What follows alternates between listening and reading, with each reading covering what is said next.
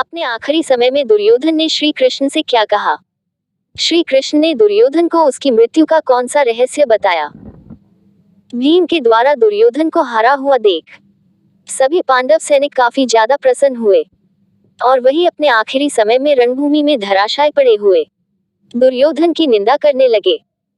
भगवान श्री कृष्ण ने जब देखा कि पांडव अयोग्य बातें कह रहे हैं, तब वे वहां उन सब से बोले, नरेश्वरों, मरे हुए शत्रु को पुनः मारना उचित नहीं है। तुम लोगों ने इस मंद बुद्धि दुर्योधन को बारंबार कठोर वचनों द्वारा घायल किया है। ये निर्लज पापी तो उसी समय मर चुका था जब लोभ में फंसा और विदुर, द्रोणाचार्य, कृपाचार्य, भीष्म तथा संजय के बारंबार प्रार्थना करने पर भी इसने पांडवों को उनका पैतृक भाग नहीं दिया। श्री कृष्ण के मुख से यह आक्षेपयुक्त वचन सुन राजा दुर्योधन अमर्ष के वशीभूत होकर उठा और दोनों हाथ पृथ्वी पर टेक कर बैठ गया। उसे प्राणों का अंत कर देने वाली भयंकर वेदना हो रही थी, तो भी उसकी चिंता न करते हुए दुर्योधन ने अपने कठोर वचनों द्वारा वसुदेव नंदन श्री कृष्ण को पीड़ा देना प्रारंभ किया। तो कंस के दास के बेटे, मैं जो गदायुद्ध में अधर्म से मारा गया हूँ, इस कुकृत्य के कारण क्या तुम्हें लज्जा नहीं आती है? जो प्रतिदिन शूरवीरों का भारी संहार मचा रहे थे, उन पितामह भीष्म का तुमने शिखंडी को आगे रखकर वध कराया। अश्वत्थामा के सदृश नाम वाले एक हाथी को मारकर तुम लोगों ने द्रोणाचार्य के हाथ से शस्त्र नीचे डलवा दिया था। क्या वह मुझे ज्ञात नहीं है? इस धृष्टद्युम्न ने पराक्रमी आचार्य को उस अवस्था में मार गिराया जिसे तुमने अपनी आंखों से देखा, किंतु मना नहीं किया। पांडुपुत्र अर्जुन के वध के लिए मांगी हुई इंद्र की शक्ति को तुमने घटोत्कच पर छुड़वा दिया। तुमसे बढ़कर महापापी कौन हो सकता है? बलवान भूरिश्रवा का हाथ कट गया था और वे आमरण अनशन का व्रत लेकर बैठे हुए थे।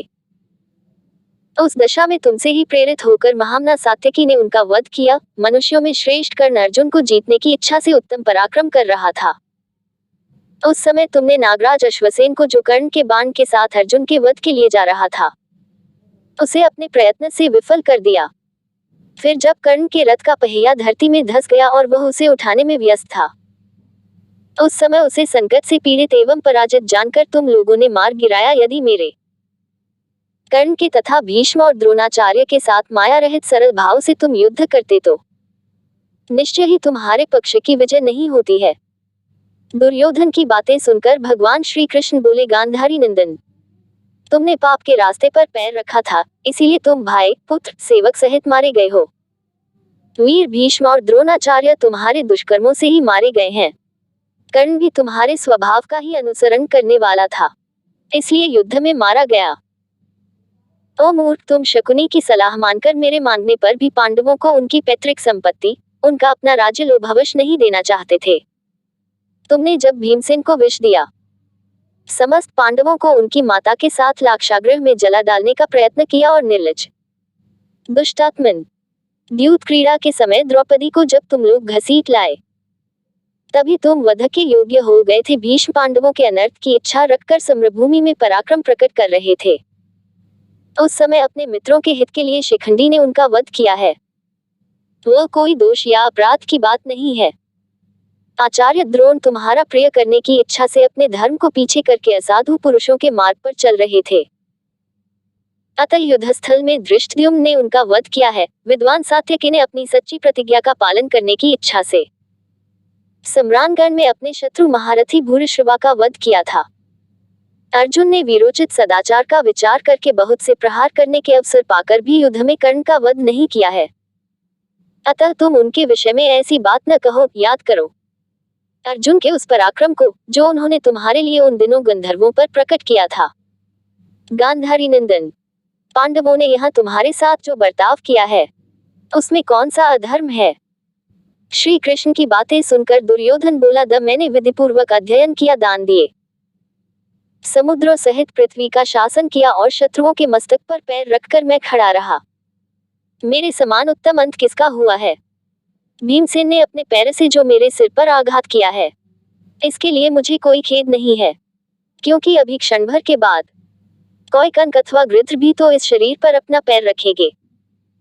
बुद्धिमान कुरुराज दुर्योधन की यह बात पूरी होते ही उसके ऊपर पवित्र सुगंध वाले पुष्पों की बड़ी भारी वर्षा होने लगी। गंधर्वगण अत्यंत मनोहर बाजे बजाने लगे और अप्सराएं राजा दुर्योधन के सुयश संबंधी गीत गाने लगी। श्री कृष्ण आदि सब लोग ये अद्भुत बातें और दुर्योधन की यह पूजा देखकर बहुत लज्जित हुए। पांडवों को दीनचित एवं चिंतामग्न देख मेघ और दुंदुभी के समान गंभीर घोष करने वाले श्री कृष्ण ने इस प्रकार कहा, ये दुर्योधन अत्यंत शीघ्रता पूर्वक अस्त्र चलाने वाला था, अतः इसे कोई जीत नहीं सकता था, और वे भीष्म, द्रोण आदि महारथी भी बड़े पराक्रमी थे। उन्हें धर्मानुकूल सरलता पूर्वक युद्ध के द्वारा आप लोग नहीं मार सकते थे। ये राजा दुर्योधन अथवा वे भीष्म आदि सभी महाधनुर्धर महारथी कभी धर्मयुद्ध के द्वारा नहीं मारे जा सकते थे।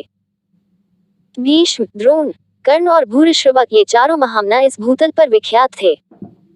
साक्षात लोकपाल भी धर्मयुद्ध करके उन सबको नहीं मार सकते थे। ये गदाधारी धृतराष्ट्रपुत्र दुर्योधन भी युद्ध से थकता नहीं था। इसे दंडधारी काल भी धर्मानुकूल युद्ध के द्वारा नहीं मार सकता था। इस प्रकार जो ये शत्रु मारा गया है, इसके लिए तुम्हें अपने मन में विचार नहीं करना चाहिए।